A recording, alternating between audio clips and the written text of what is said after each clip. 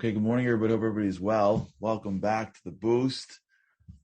Thursday morning, post holidays. For those that are post holidays like I am, welcome back to life.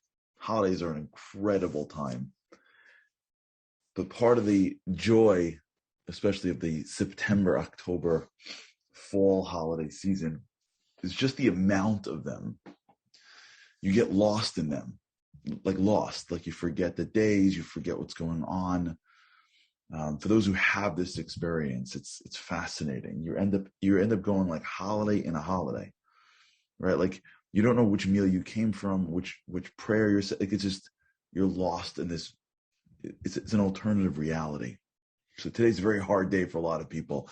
You come back and things come at you like emails and bills and life, and you're like, what? That's not how life works. You're supposed to wake up, you go pray, you go see your friends, you go eat, you see the family.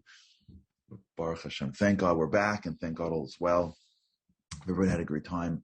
Whether you celebrated or didn't celebrate, whatever it is you did, I hope it was wonderful. I want to pick up where we left off. And I spent a lot of time thinking about it over the holidays, you can imagine. This idea of energy, where we were before we left, is this concept that we're trying to grapple with. And it's a complicated concept with lots of different bits of information and wisdom, because it's something that people have been grappling with for generations. Energy, it's just has different forms. It's been used in different parts of the world through different names. But from the beginning of time, people recognize that there's an intangible something that drives the world. And that something, when you tap into it, can give you the resources that you need to be accomplished in this world. And if you don't tap into it, you can be physically poised for everything but have nothing. And what we were doing before the break was we were trying to grapple with where the energy comes from and how to deal with it. What we were talking about is there's this crossroads, if you will. There's this border that separates the world outside us from the world inside us, and it's called our mind. Our mind is not us. Our soul is us. Our mind is the gatekeeper to us. And when our mind is being developed in a healthy way, it brings out the best in us. And when our mind is developed in an unhealthy way, it brings out the worst in us. You see this all the time with people. You'll look at somebody and you'll know from their life that they're not achieving their potential. And what are you going to tell them? Like, you try to say it, but they don't know what you're talking about. Because you see it, but they don't see it. Because in between them, so to speak, which is the real them, is their mind.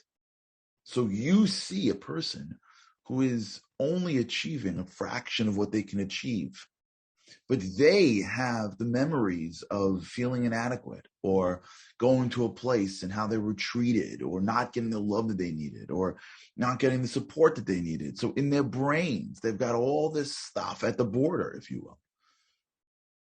So when they think of themselves, when they see themselves, they don't see the same person that you see. Because you don't see all the stuff that they have to go through. You didn't see them growing up. You didn't see what they dealt with. You didn't see any of those things. All you see is what's in front of you right now. So you can look at somebody and see them so talented and so capable, or someone that has so much stuff. And you look around at the rest of the world and you go, do you know how much you have? But they don't see that. What's happening is their brains, their minds were developed or have developed to create habits that if you really want to break, just block the energy, block the ability, block the capacity to reach into themselves and pull something out that allows them to deal with what's in front of them. Does it ever happen to you? Do you ever see people like this? For sure, when they're young, you see this all the time. But people that are older as well, you see them and they're going through something and you look at them and you go, you could totally dominate this. Totally. Like, just do it. Totally. And they look at you like, no, you don't know me. I can't.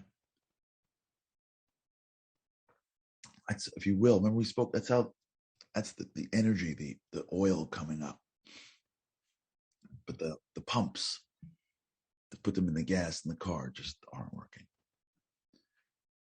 So the question is, how do we work on it? And that's what I want to start talking about for the next few days. I don't want to discuss the energies, because we spoke, if you remember last feels like a year ago, about just measuring our own energies, being aware of our own levels of energy, seeing where we're disempowered, being aware of it, because one of the greatest, if you will, challenges that it blindsides us. We don't know it when it happens to us. We sort of ish know it, but because we're overwhelmed and disempowered, we don't know how to deal with it. I was reading over the past few weeks about this concept. It's fascinating how incapable we are in projection. Like, we spoke about this on the show a few times, but I just want us to fully understand just how incapable we are to see the future and even to see the past. Like, we really can only live in this one moment. And it's unbelievable if you really break it down. And I was reading this research about it, and it was like unbelievable, like how bad we are at the future. We think we're good at the future. We think like we can see, or we're terrible at it. How we're here, and when we try to be there while being here, we don't know how to do it. So that's what causes anxiety and worry and all the stuff that we go through when we think about tomorrow comes because we're planted in today, right? And the story that we told, if you remember the research we spoke about here, the fallacy of projection, I think that was the term. I don't remember exactly, but remember we spoke about it if you're ever at a restaurant. I think we did it here. If you're ever at a restaurant, right? If you remember being at a restaurant, imagine rolling into the restaurant starving, and someone else has got the bill, right? And you roll in, and you haven't eaten all day, and someone's treating you, goes, you know what? Order whatever you want. So you order 2 appetizers, a main, 2 desserts, and you're starving. So you're like, maybe I should order more. You know what? Just leave the menu with me. Just leave it with me. And the waiter's like, all right. You're 2 appetizers in, you're getting full, you're halfway through your main, and you can't breathe. But you keep on eating because you ordered it. You can't admit that you're wrong, so you keep on plowing through it. This is the holiday, by the way. This is holiday season. You go all in on the challah, and then the soup, and next thing you know, you're like, almost there, and then the food starts coming out. You're going all the way, and then dessert comes out. You ain't stopping, no way. Forget if you can't breathe. You'll deal with that tomorrow. And the question is, how come you couldn't plan for that? I mean, you're sitting at a restaurant. Why couldn't you have assumed that 2 appetizers and a full main later, you're going to be full? You don't eat this much during the week. How did you blow that? How did you not know that dessert was going to be, you're going to be totally at capacity? And the answer is because we're really bad at projection. Because when you're sitting hungry, you can't imagine yourself not hungry. Does it ever happen to you when you get a stomach ache? Does it ever happen to you when you had like a stomach ache where maybe you overate, or God forbid, a virus or whatever it is? Does it ever happen where you're like, you ate the wrong food and the next day you're paying for it, and you're in the bathroom, let's say vomiting, whatever, and you're like, I'm never eating that food ever again. You ever had that? I'm never eating bad ever again. Never, from now on, that's it. I'm drinking water all day. You ever have that? The minute it's done, the next day you feel better. It's if like it never happened. You're like, what virus? Nah, it's fine. Just pass the whole tray over. What happened? Yesterday you were sitting around. Because wherever you are, your brain doesn't know how to go to another place. It never happens when like your kids or someone young you ask you for advice, right? You were in high school and you remember that feeling of walking into the new building and you were like totally overwhelmed and trying to make friends and trying to fit in, and the fear and talking to somebody new and all that stuff. And then like your kid's like asking for advice, like, nah, it's fine. Just walk up to anybody and talk to them. Like, what's the big deal? Right? Like, or you studied like crazy. Nothing. High school, it's a joke. Come on. I remember doing this with law school. Please, 1L. I killed myself. 1L was like a year of hell. I remember like, yes, oh my gosh. Now someone's like 1L. I'm like, that's fun. Enjoy it. Enjoy it. Oh my gosh, it's nothing. Just don't get overwhelmed and stressed. Trust me. It's not that big a deal. You're right. When I went through it, it was a big deal. I'm not lying. I don't know how to bring myself back into the moment of something in the past. So when I look back, either it was worse than I thought because of some of the memories, or it was better than I thought than some of the memories. But I can't be there because my brain doesn't know how to go anywhere but right here. So when I project into the future, or when I project into the past, I'm not projecting properly because my brain doesn't know how to go back and feel the things that you need to feel to be in the room where you need to be in order to actually have a true, accurate reading of where you are. That's why journaling is so important. Because if you ever want to experience something again, you have to have done it. You have to have recorded it while you're doing it. And anyone here who journals, you know what I'm talking about. This morning, I was looking for, sometimes I carry around these little black books. I don't know if you've seen these before. These are awesome. So it just helps me, like, this morning, I picked up a new one, and I looked at a journal entry that I made last April 13th, 12th and 13th. And I'm reading it and going like, I don't remember this. And I'm reading this scenario that I'm writing through because I had to work through something in my mind. And I remember it, but I remember it so differently. I remember it being me being so much stronger, like I got this. I remember dominating, if you will, that challenge. And now I'm back in the moment reading through what I was thinking. And I'm like, I don't remember it like that. Because how could I? I'm not there anymore. And so my brain doesn't pick up every single thing. My brain only picks up the things that connect to the narrative. So we have to understand that in order for us to be able to fully appreciate how to bring out our energy, there's no way you can read or understand somebody else because you can't be in their mind. You can't understand all that's going on that's bringing or blocking the energy. But we also have to understand that one of the greatest blocks to our energy is being anywhere else in the world but right in front of you, and thinking of anything else in the world but trying to bring out the energy for that which is in front of us. There's nothing in the world there's nothing we can do. As sad as it is for us to say it, we are so limited as creatures. Like, we are so ungodly in that way. Our brains live only in this moment. Our soul is eternal and our soul is infinite, but our brains are not. And one of the greatest reasons why we sap our energy is because either we're trying to understand somebody else and we don't. Either we take our own brains and our own lives and put it into the body of somebody else and go, why can't you do this? Because we're thinking of ourselves in their brains. I don't understand why you can't clean up.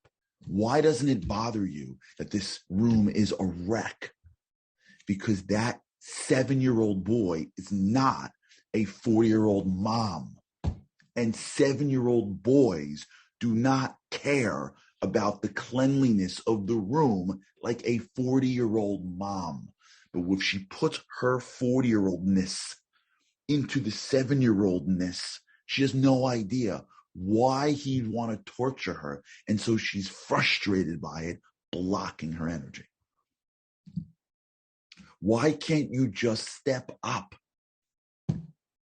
Why is this such a challenge for you?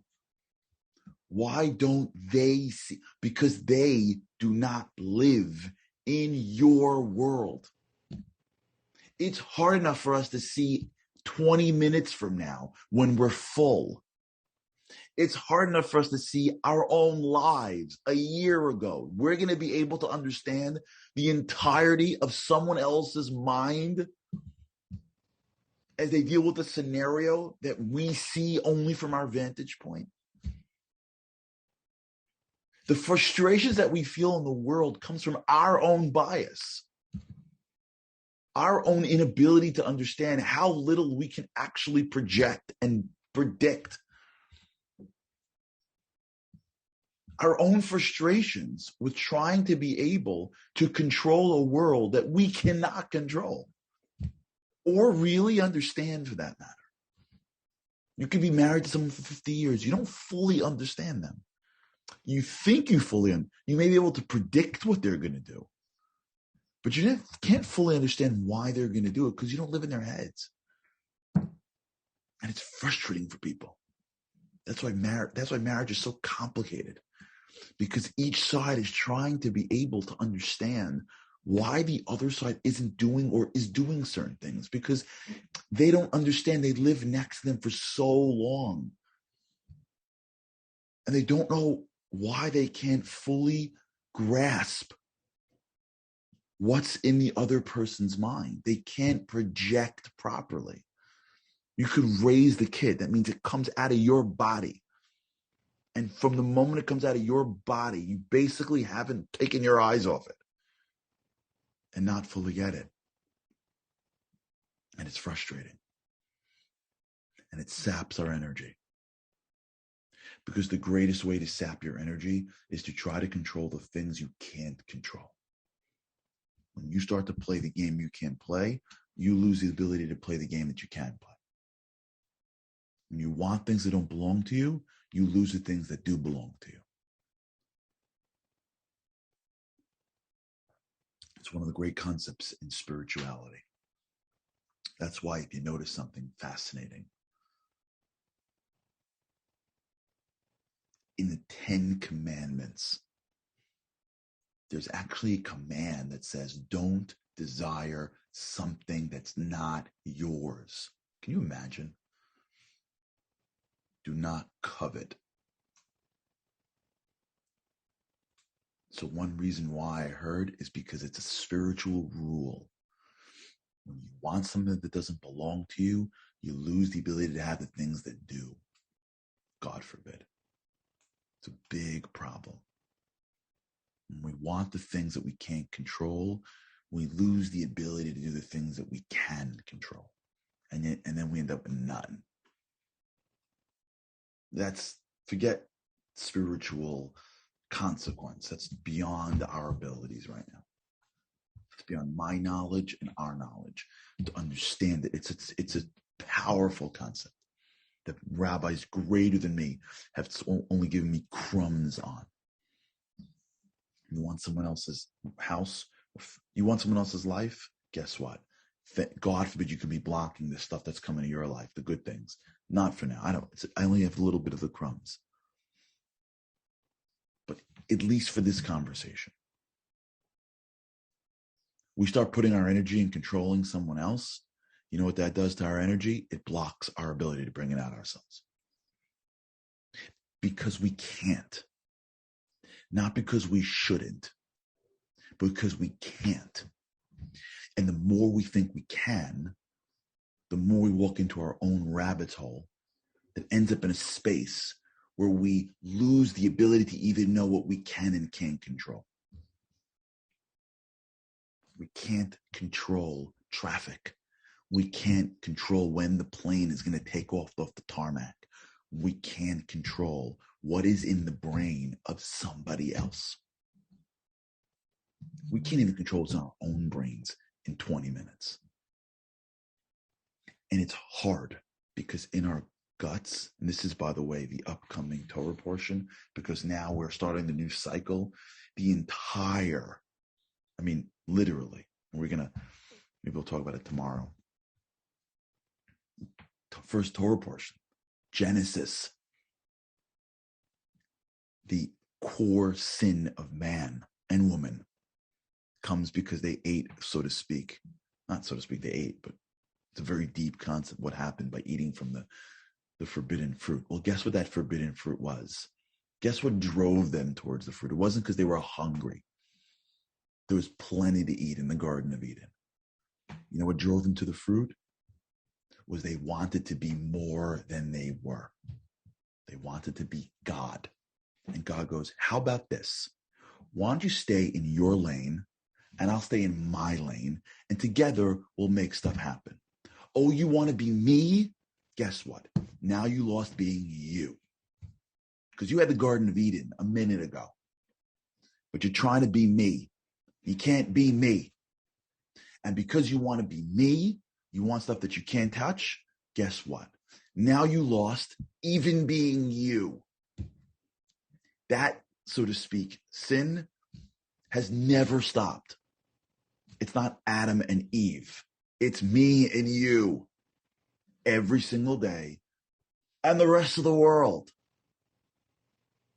Eating from the tree that we don't belong eating from. And the moment we say, wait, where should I eat from? Where could I eat from? Let me just stop with the whole world for a second. Let me just stop with the whole world. How about I start with myself? The moment that arrow gets pointed inwards, those channels of energy start to slowly open up again. All right, with God's help, we'll continue. It's great to be back with you. Missed you guys. All right, have a great day. With God's help, I can't wait to see you again tomorrow. Have a great day.